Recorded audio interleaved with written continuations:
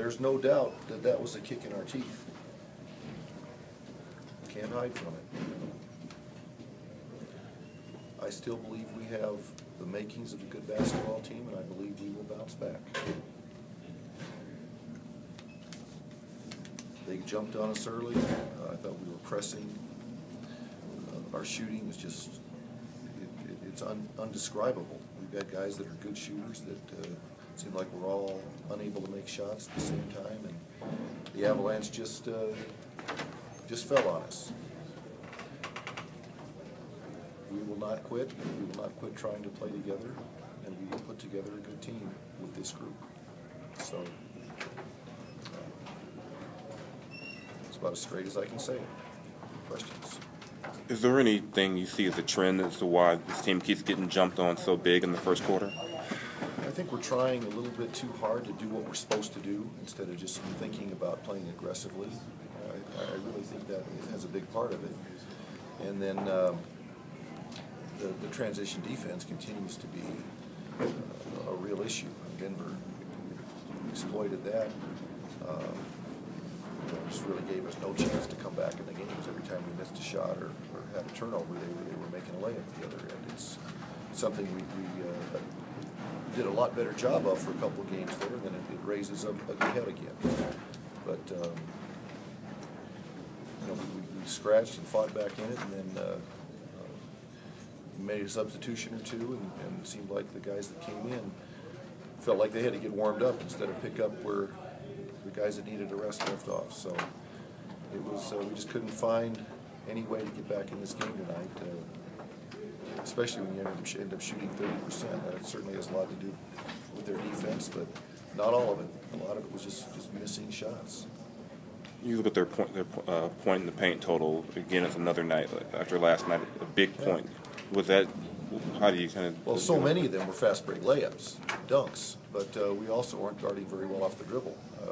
At times we've shown we can be a good half-court defensive team, but we were getting beat off the dribble too much, and the help wasn't there in time to be effective.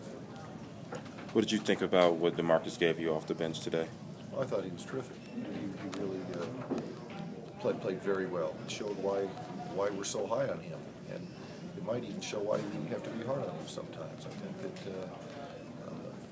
that it's, we need him. We need him to be able to play like that, and we're rooting for him to do that. How do you get this group's confidence just, going in the right direction, considering how bad some of these losses have been against teams without key players? Yeah. We have to just will ourselves to remember that that we have got. I mean, I'm struggling for the right words, Jason. We have players who are good shooters. They have to will themselves to play through it and remember the confidence that made them a great shooter. It seems like we're all going through this lull at one time where, our shoulders are sagging and we forget to be confident. It's important. I reminded the team, some people will say I'm nuts to say that, but I believe we can have a good team. We just got blown out a couple times in a row and looked bad doing it. But we have what we need in that locker room to have a good team, and there are tough times in the NBA. I've been in the league, I don't know how to count, over 30 years. I've been blown out a lot. I've been on teams that have blown other teams out a lot. It does happen. You hate it. You got to let it hurt and do something about it, and that's what our challenge is right now. The loss of Evans in the second half, but how did that happen? Well, he wasn't playing very well in the first half, so I don't know that is really an excuse. The excuse or the reason is that he was sick.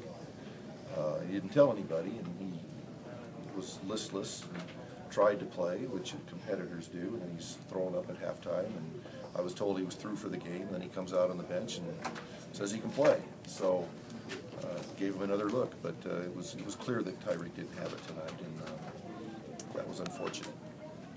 All right, thanks, Coach.